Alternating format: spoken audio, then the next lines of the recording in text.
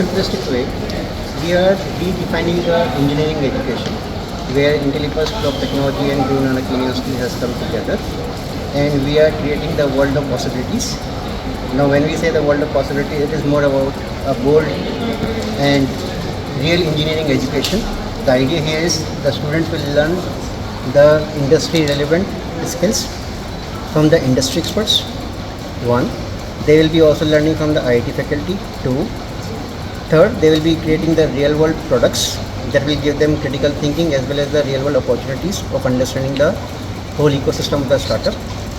Fourth, they will be working on a lot of hands-on exercises, project work, plus hackathons.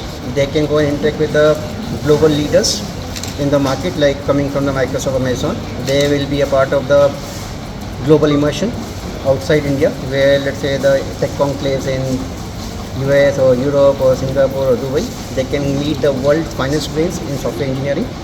And I think with this, the student will be getting almost like more than 1 year plus paid internships, so that they can go and build real world products sitting inside the real companies.